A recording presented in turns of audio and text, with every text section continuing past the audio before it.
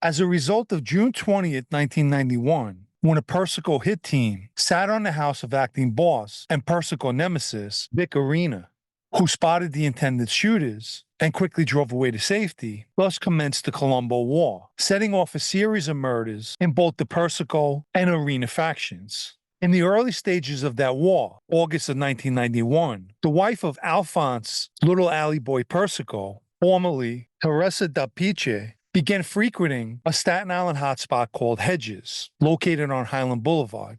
Her husband had been incarcerated since his July 13, 1986, racketeering conviction in what became known as the Colombo case. His father and the boss of the family, Carmine Persico, was convicted alongside him. During the sentencing phase, federal judge John F. Keenan told the elder Persico, "You are a tragedy. You are one of the most intelligent people I have seen in my life." But Persico responded, "I'm not really concerned about myself." He was more concerned about his son, Alphonse, and voiced his innocence. Consequently, the judge sentenced Alphonse to 12 years and told the 33-year-old Persico, "You're a chump if you stay in the Colombo family." So by August 1991, 5 years into Alphonse Persico's sentence, the saying, "While the cat's away, the mice will play," came to fruition. Teresa Persico began responding to the advances of Michael Dine, a co-owner of Hedges. Supposedly, the two openly flirted with one another in the establishment. The problem they encountered was that Hedges was a spot where many wise guys went to as well. More crucially, being the wife of Alphonse Persico made her more noticeable than the average woman in the lounge. Naturally, once the rumor mill began, word got back to Alphonse Persico in prison. This news obviously made Persico extremely angry, and he mistakenly began venting that anger on the prison phones. It's one of the things I can never understand. It's common knowledge that prison phones are recorded. Sometimes there's even a sign that states this. Yet there are numerous instances where guys get on the phone and speak about things that come back to haunt them, often in the form of an indictment. Just never made sense to me. The old timers would say, the phone is your enemy, which is very good advice.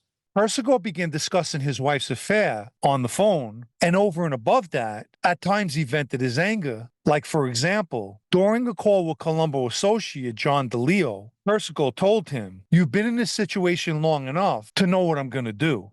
It's quite possible, and I can't be sure, that this could be the nephew of Tony Ducks Corallo, who had the same name and was involved in loan sharking for the Lucchese's on Staten Island, where the Colombo associate was also from. So it could be him. As I mentioned time and time again, associates can be moved between families. This John DeLeo would wind up testifying against Persico years later during his trial for the murder of Bill Cotolo, but came down with a sudden case of amnesia on the witness stand. I'm sure the government loved that.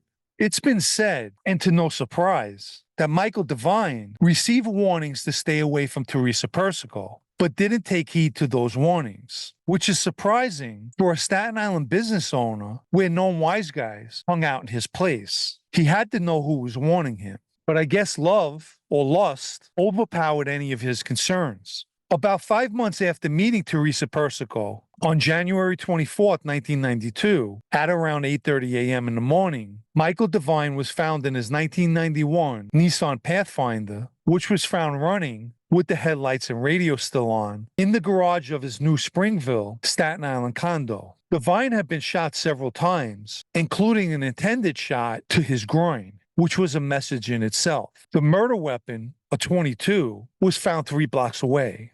In the week and even days leading up to Dine's murder, Alphonse Persico spoke to his brother Michael about acting on this situation. And just 2 days before the murder took place, Persico told his brother Michael that John DeLeo had the color of Dine's truck. Persico had a scheduled release date of May 30th, 1993, but was indicted again on a racketeering case involving the Colombo War, one that he was subsequently acquitted of on August 8, 1994. At that trial, his ex-wife, they were officially divorced in February 1993, was called as a witness. During her testimony, she said that Persico didn't object to her dating Dine, but wanted her to wait until he came home before they went their separate ways. I have to admit, I laughed when I read that, and if anyone believes it, I'll sell them a bridge. She admitted to meeting Dine in August 1991 while she was still married. She was married to Persico since 1978. She further stated that Dine and her were lovers who vacationed together and planned to get married once her divorce was finalized.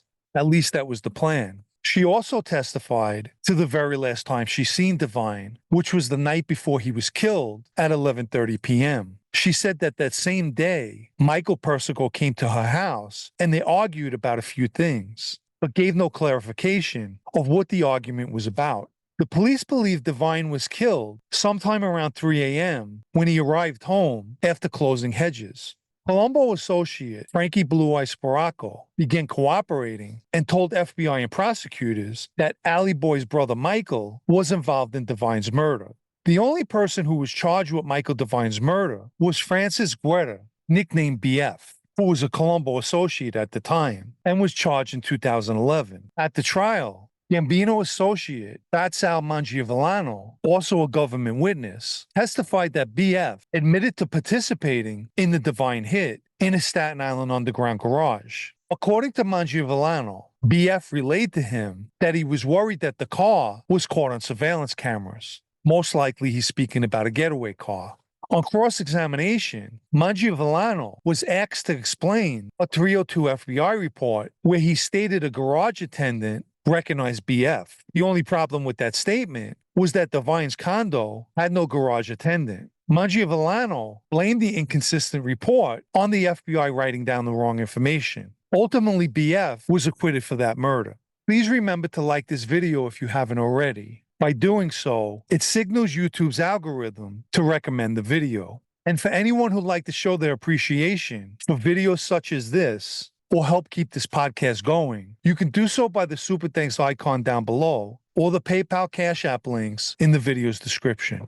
As for little Allie-boy Persico, during the late 1990s, he served as the Colombo's acting boss, but was arrested for possession of weapons and indicted on another racketeering case in 2001. He took a plea in exchange for 13 years, and in 2004, he was indicted for the Colombo murder, and after a mistrial, he was convicted after a second trial and received a life sentence.